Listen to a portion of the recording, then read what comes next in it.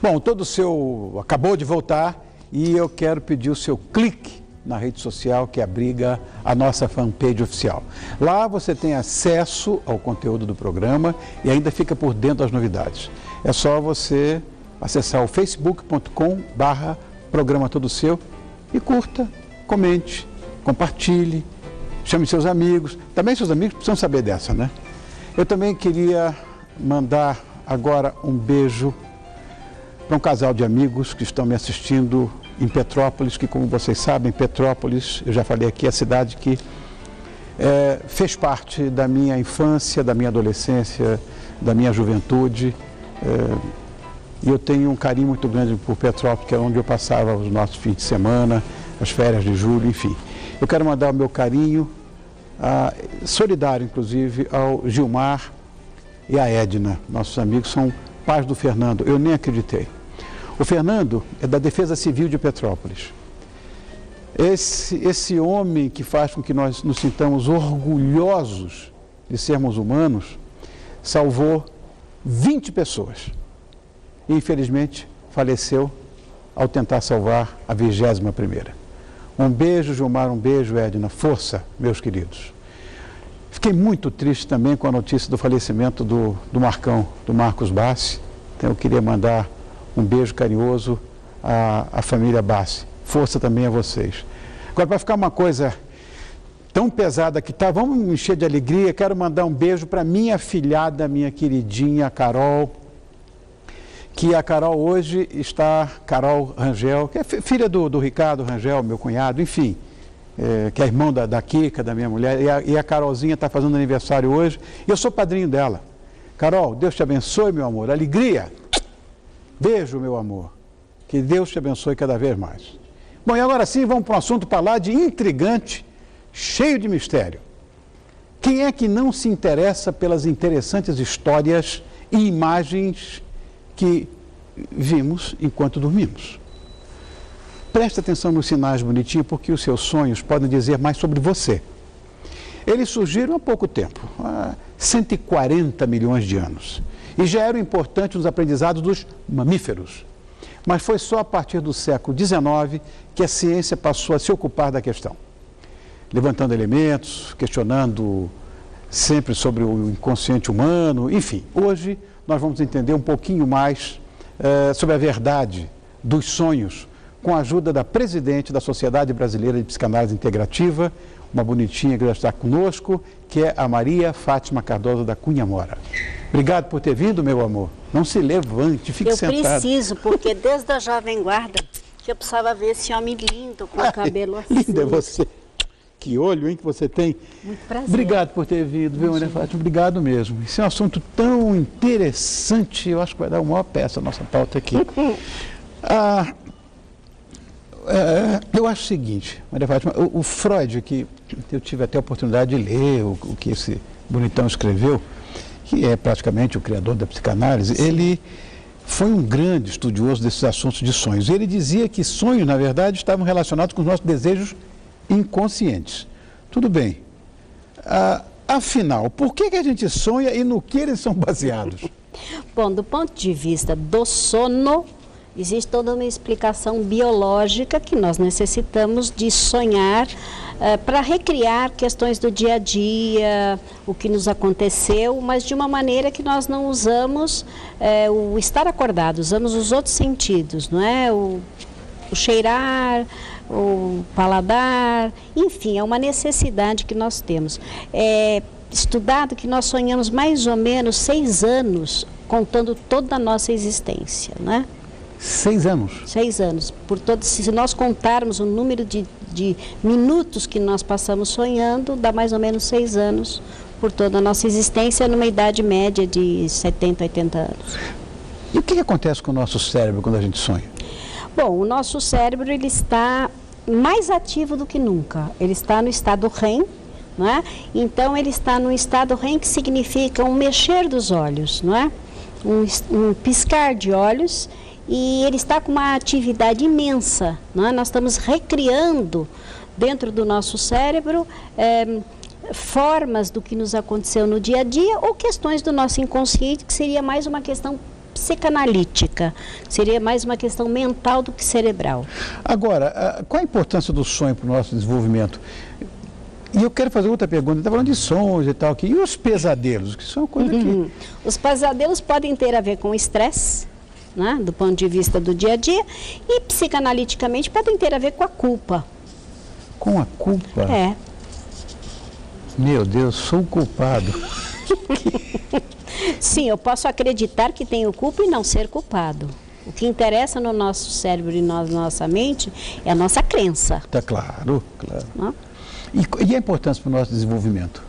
Os sonhos, segundo Freud, nós vamos ter uma descarga pulsional. Então, a nossa sexualidade, a nossa agressividade, que nós não podemos descarregá-la durante o dia, como durante o sono nós temos menos censura, nós vamos ter uma descarga disso. Então, nós estamos fazendo uma terapia sonhando. Uma pergunta curiosa que eu ia fazer, Maria Fátima. Assim, eu tenho alguns amigos que são deficientes visuais. Sim. Tem um que eu adoro, que eu chamo de meu sobrinho, que é o Dudu, por exemplo, o filho do Roberto. Tá? Sim. O Dudu, quer dizer, ele nasceu enxergando e tudo, enxergou durante muito tempo e tal, e era uma doença degenerativa, ele foi acabando perdendo a visão. Mas hoje, ele sonha da mesma forma que nós outros. Não só ele, como alguém que nasceu totalmente cego. Você está brincando? Como assim? Por exemplo, nós não temos sensações táteis. Sim, então claro. eu sinto alguém que eu toco e vou criando uma imagem no meu cérebro. Eu sinto cheiros. Não é? Então todos os outros sentidos me dão um subsídio para criar um sonho. Ou seja, tato, olfato, paladar, tudo vai... Tudo. Menos a visão, mas a visão você já disse aqui com o toque. Você vai criando imagens no seu cérebro. Gente. Há mais entre o céu e a terra no nosso cérebro do que a gente possa imaginar. Do que a nossa filosofia pode propor. Com certeza. Agora, Bonitinha, você diz que não sonha porque não se lembra, mas não é isso não. Por que muitas pessoas não conseguem se lembrar do que sonharam? Porque sonhar, todo mundo sonha. Todo mundo sonha. Vários motivos. Por exemplo, se você for dormir muito cansado, normalmente você não se lembra dos sonhos, porque você está tão cansado que você acaba não lembrando deles. Eu costumo aconselhar os pacientes que não se lembram dos sonhos, levantarem, por exemplo, no domingo às 6 da manhã, tomar um cafezinho e voltar a dormir. Porque aí você está mais descansado, você vai se lembrar do sonho. Interessante. Então, estar cansado, por exemplo, é um dos motivos pelos quais você não se lembra. E outro motivo também é porque você deveria anotar o sonho assim que você acorda. Já me disseram para fazer isso. E nem sempre você está possibilitado ou se lembra de fazê-lo. É verdade. Agora, estudando sonhos, a gente poderia descobrir, sei lá, anomalias psíquicas, porque falam muito disso, doenças. É verdade essa história? É verdade. É verdade. Eu li outro dia, eu li no jornal, inclusive, que tem descobertas recentes nesse sentido também. Se nós formos ver pelo lado do Freud, por exemplo, nós vamos ter o conteúdo manifesto. Então, você sonha, por exemplo... O que é conteúdo manifesto? Exatamente. No seu sonho, vamos supor, Ronivon sonhou que estava voando de mão dada com um urso. Obviamente, isso nunca vai acontecer. Mas isso é o conteúdo manifesto, é o que você sonhou, né? Aí vem o conteúdo latente, é o que isso significa, o que isso quer dizer na sua vida. Então, por exemplo, o urso é alguém aqui do estudo que te aborrece. Então, você quer pegar o camarada, levar, voar e largar ele lá no mar. Só que a tua censura te impede de fazer uma coisa dessas ou de pensar. Então você sonha e pensa isso simbolicamente, pensa isso no teu inconsciente. Então esse é o conteúdo latente, que é o que nós psicanalistas vamos buscar no sonho. Aquilo que o sonho quer dizer simbolicamente. Quer dizer, essas hipérboles, essas metáforas, sei lá, mesmo com animais, com coisas, com objetos, tem sempre um significado? Sempre um significado. Mas como detectar isso?